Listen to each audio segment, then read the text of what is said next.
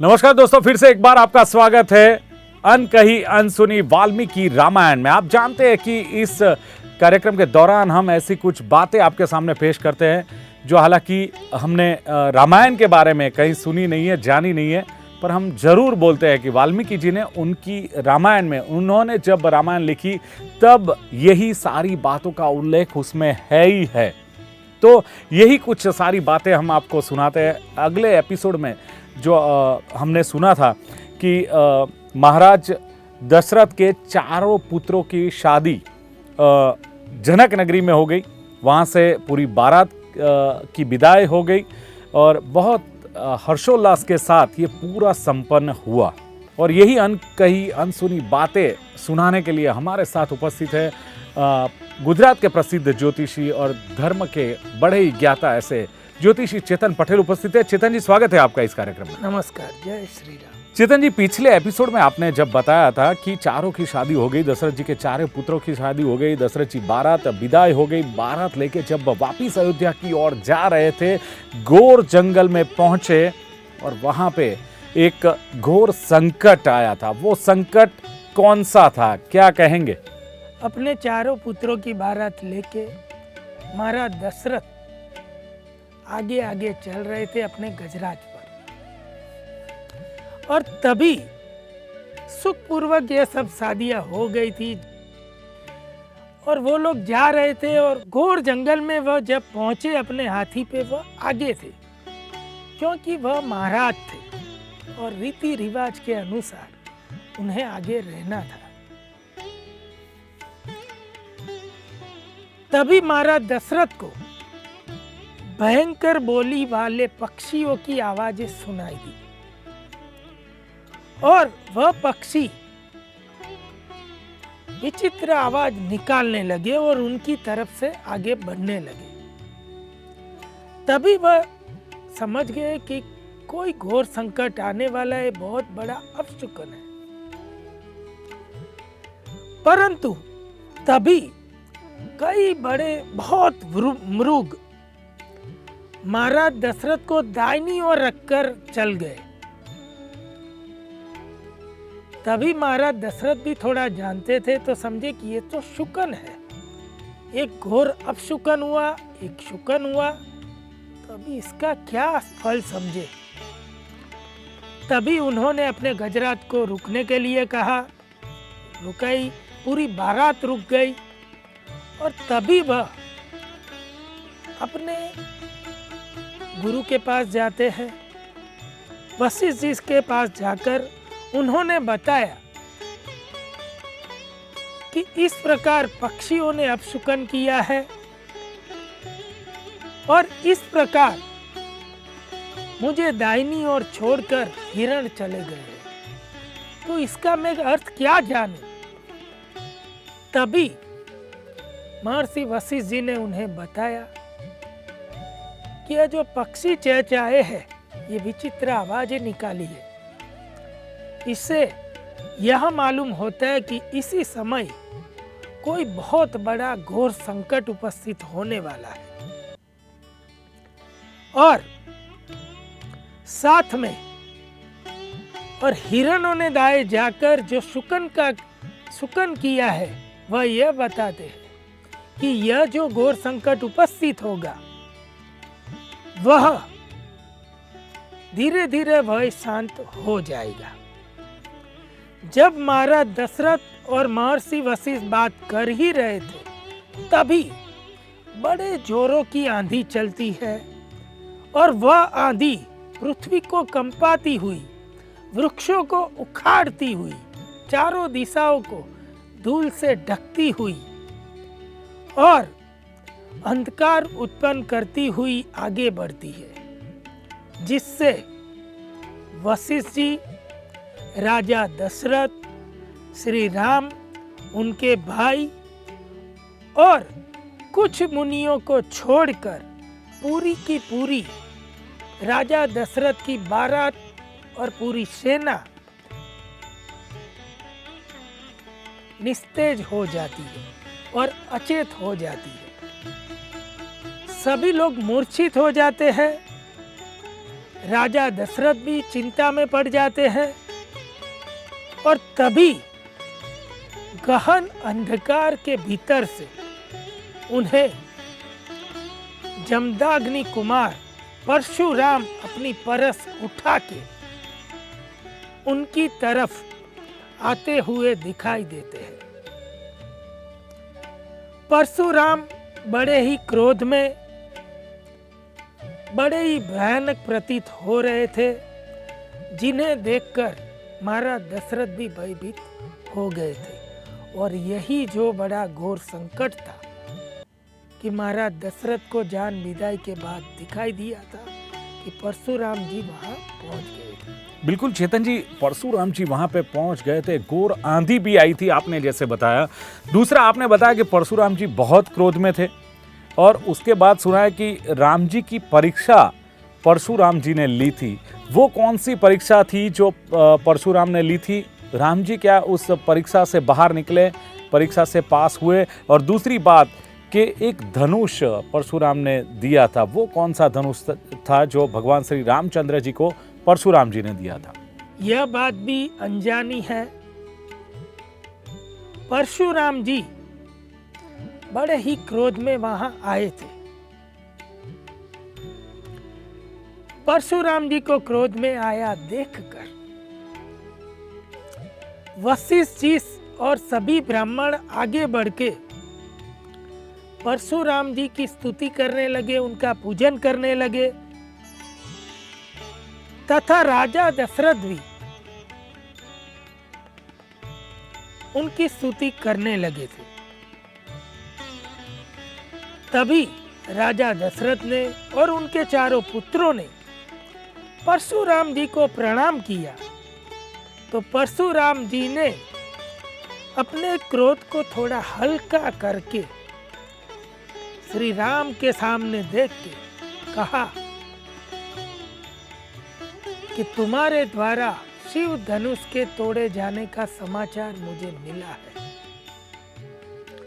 इसीलिए मैं तुम्हारे बल और पराक्रम का परीक्षण करने आया हूं और तुम्हें मेरे इस धनुष पर बाण चढ़ाकर अपने बल का परिचय देना होगा। उस उपरांत तुम्हें मुझसे द्वंद्व युद्ध भी करना होगा और अपना पराक्रम भी दिखाना होगा। भगवान परशुराम के मुख से यह वचन सुनकर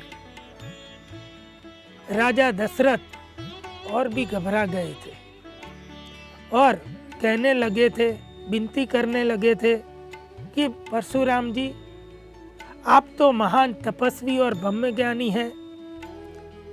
इस पृथ्वी पर कई बार आपने क्षत्रियों का विनाश कर दिया है और अब आप शांत हो चुके हैं, इसीलिए आप मेरे पुत्रों को अभयदान देने की कृपा करें। वैसे भी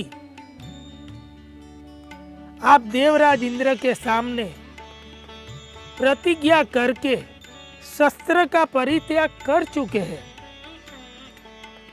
और अभी तो आपने अपनी पृथ्वी आपके गुरु कश्यप जी को दान कर दी है और महेंद्र पर्वत पर तप करने चले गए और इन सब का त्याग करके आप अभी मेरे कुल का सर्वनाश करने के लिए क्यों आ गए हैं?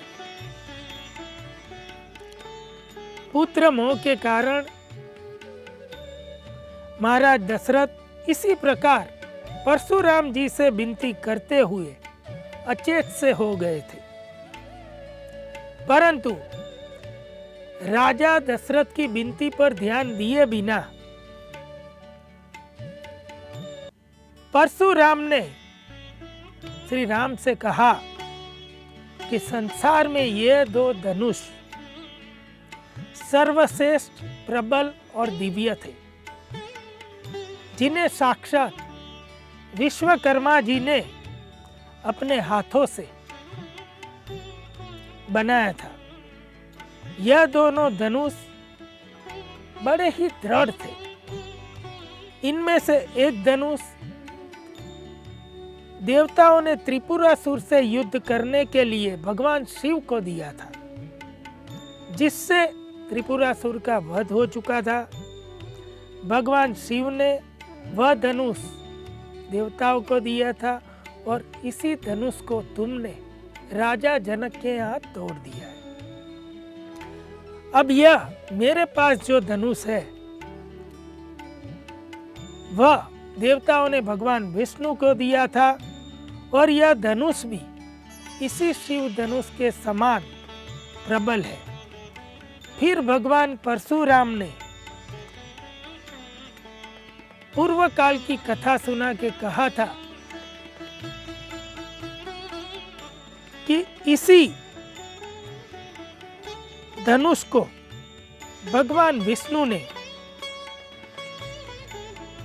भृगुवंशी ऋचिक मुनि को अपनी धरोहर के रूप में संभालने के लिए सौंप दिया था। ऋचिक मुनि ने अपने पुत्र, जो कि मेरे पिता थे, जमदाग्नि ऋषि, उनके अधिकार में दे दिया था और तपोबल से संपन्न मेरे पिता महर्षि जमदाग्नि अस्त्रों और शस्त्रों का परित्याग करके जब ध्यानस्थ होकर बैठे थे और उसी समय कृतवीर कुमार अर्जुन ने उनको मार डाला था। तभी मैंने क्रोध में आकर बारंबार इस पृथ्वी पर क्षत्रियों का संहार कर दिया था और सारी पृथ्वी पर अधिकार कर लिया था। उसके बाद मैंने यज्ञ किया और अपनी सारी पृथ्वी अपने गुरु महर्षि कश्यप जी को दक्षिणा रूप में दान कर दी थी और पृथ्वी का दान करके मैं महेंद्र पर्वत पर रहने लगा था। वहां तपस्या करके तपोबल से संपन्न हुआ हूं और आज शिव जी का धनुष टूटने का समाचार जानकर यह महान वैष्णव धनुष जो मेरे पितामहों के अधिकार में रहा है, उससे तुम्हारी परीक्षा लेने के लिए आया हूं। आज तुम्हें इस धनुष पर बाण चढ़ाकर अपने बल को प्रदर्शित करना होगा। यदि तुम ऐसा कर सके तो मुझसे द्वंद्व युद्ध भी करना पड़ेगा। परशुराम जी से यह सभी बात श्री राम सुन रहे थे और मन ही मन हर्षित भी हो रहे थे। तभी भगवान श्री राम ने एक बार परशुराम जी से विनती की और पूछा था, क्या मुझे यह करना जरूरी है? तभी परशुराम जी ने भी क्रोध में आकर कहा था, तुम्हें यह करना पड़ेगा। तभी विष्णु के अवतार श्री राम ने परशुराम जी को नमन करके उनके हाथ से धनुष अपने हाथ में ले लिया था और तभी परशुराम के भीतर की अपनी वैष्णवी शक्ति को भी ले लिया था। परशुराम के भीतर से वैष्णवी शक्ति निकल जाने से परशुराम जी भी थोड़े कमजोर पड़ गए थे और तभी इस दुर्लभ क्षण को देखने के लिए सभी देवता, गंधर्व, यक्ष, नाग, किन्नर, ऋषि, सभी अप्सराएं, सिद्ध, चारण ब्रह्मा जी को आगे करके इस दुर्लभ क्षण को कि जिस क्षण में नारायण स्वयं राम के अवतार में दोबारा यह अपना वैष्णव धनुष धारण कर रहे थे, इस क्षण को देखने के लिए वहां प्रकट हो चुके थे। तभी श्री राम ने उस वैष्णव धनुष को उठाकर उस पर प्रत्यंचा चढ़ा के और बाण को खींच लिया था। साथ ही तभी यह भी कहा था कि इस बाण से मैं आपकी कौन सी शक्ति को क्षीण कर दूं। आपके मन के वेग के समान आने जाने वाली गमन शक्ति को, या आपने अपने पुण्य बल से जिस पुण्य लोगों को जीता है उसको मैं संहार कर दूं। तभी परशुराम जी समझ गए थे कि उनके सामने प्रत्यंचा चढ़ाने वाला और कोई नहीं, साक्षात भगवान नारायण है, श्री राम के रूप में। तभी परशुराम जी ने भी यह कहा था कि मैं यह समझ गया था कि आप श्री हरि नारायण हैं और आपके साथ पराजय से मुझे लज्जा नहीं रहेगी।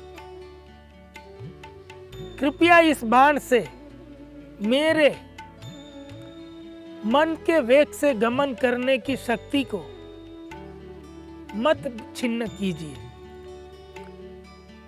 इसे मत वेदिए, क्योंकि मैंने अपने गुरु को वचन दिया है कि मैं रात में कभी भी इस पृथ्वी पर विराम नहीं करूंगा और मैं महेंद्र पर्वत पर अपने आश्रम पर चला जाऊंगा। इसीलिए मैंने जो पुण्य बल से जिस लोगों को जीता है, आप इसी बाण से उसे खत्म कर दीजिए। वैष्णव धनुष का जो बाण खींचा गया था वह कभी भी खाली नहीं जा सकता, ना इसे खाली छोड़ना चाहिए। इसीलिए भगवान राम को यह कठिन बात परशुराम जी को कहनी पड़ी थी और परशुराम जी को भी यह बात स्वीकारनी पड़ी थी। भगवान नारायण का यह धनुष जिस पे बाण चढ़ चुका है वह कभी खाली नहीं जा सकता। इसीलिए भगवान श्री राम ने वह बाण को छोड़ दिया था और वह आकाश को पार करता हुआ परशुराम जी ने पुण्य बल से जिस लोगों को अर्जित किया था वो सभी को भेजता हुआ अंतरिक्ष में चला गया था। बिल्कुल चेतन जी, आपने जो बताया कि महाराज दशरथ जब बारात लेके वापिस आ रहे थे तब कौन सा संकट आया। आपने ये भी बताया कि परशुराम जी ने राम की परीक्षा ली और उनको एक शिव धनुष के समान एक प्रबल धनुष भी दिया। अब सवाल ये है कि चलो धीरे धीरे बारात तो पहुंच रही है, अयोध्या की ओर जा रही है, और ये तो कोई ऐसे वैसे बारात नहीं थी। महाराज दशरथ के पुत्रों की जो बारात थी वो ब्याह करके अपनी पत्नियों के साथ अयोध्या वापिस आ रहे हैं। हमने सुना है कि बहुत भाव भरा उनका स्वागत हुआ है, उनका बहुत स्वागत करने के लिए लोग उत्सुक थे अयोध्यावासी। कैसे इस बारात का स्वागत किया अयोध्यावासी ने? परशुराम जी की जो परीक्षा थी उसमें राम उत्तीर्ण हुए थे। राम ने अपना वैष्णव धनुष उसी समय परशुराम जी से ले लिया था और वह धनुष से बाण छोड़कर तभी उपस्थित वरुण देव को भगवान श्री राम ने अपना वह धनुष अपनी धरोहर के रूप में संभालने के लिए दे दिया। उसके बाद परशुराम जी के जाने के बाद श्री राम ने दशरथ जी को जगाते हुए यह कहा था कि जमदग्नि कुमार परशुराम जा चुके हैं। तभी महाराज दशरथ हर्षित हो जाते जैसे उनका और उनके पुत्रों का पुनर्जन्म हुआ। तभी राजा दशरथ की अचेत सेना भी चेत हो गई थी। सभी लोग जागरूक हो चुके थे और अपनी चतुरंगी सेना को लेके, पूरी बारात को लेके जब वे अयोध्या पहुंचे तभी पूरी अयोध्या नगरी को दुल्हन की भांति सजाया गया था और पूरे अयोध्या वासियों ने पूरी बारात का और अपनी नववधु चारों बहुओं का बहुत आदर के साथ, सम्मान के साथ स्वागत किया था। राम, लक्ष्मण, भरत, शत्रुघ्न और अपनी चारों नववधुओं का स्वागत करके सभी को महल में पहुंचाया गया था। पहुंचने पर वहां तीनों महारानियां कौशल्या, सुमित्रा और कैकेयी उपस्थित थी और उन्होंने सभी चारों बहुओं का, सीता, उर्मिला, मांडवी और सुतकीर्ति का स्वागत किया था। रीति रिवाज के अनुसार जो भी पूजन होना था वह वहाँ उनका पूजन हुआ था और उन्हें उनके कुल के देवी देवताओं के मंदिरों में ले जाया गया था। वहाँ पर भी जो पूजन होना था वह पूजन हुआ था। वह सभी करवा के चारों बहुओं को अपने महलों में भेजा गया था और भगवान श्री राम सहित चारों भाइयों अपना विवाहित जीवन आरंभ कर दिया था और इसी के साथ चारों दशरथ जी के पुत्र, चारों नववधु कन्याएं, बहुएं अपने संस्कारों से अपने माता पिता का आदर करती रही और उनकी सेवा में लग गए थे। साथ ही में भगवान श्री राम और उनके तीनों भाई अपने पिता, गुरु तथा राज्य की सेवा में लग गए थे और चारों सुशील बहुएं भी अपने पतियों की सेवा का धर्म निभाती हुई अपनी सासों की सेवा भी करने लगी थी और उनका भी धर्म निभाती रही थी। और इस प्रकार अयोध्या के राजमहल में भी चारों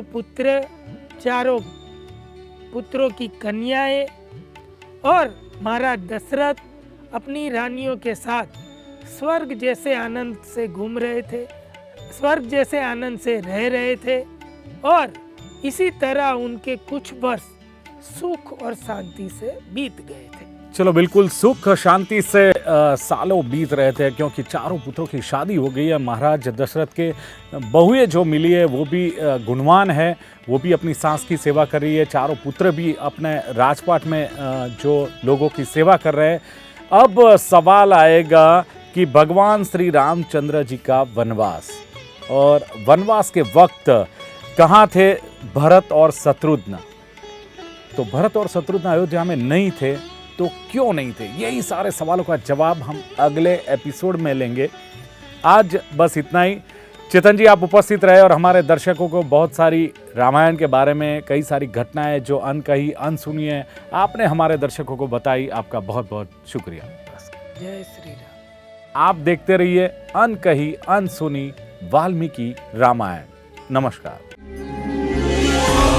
राम जय सीता राम, राम राम जय सीता।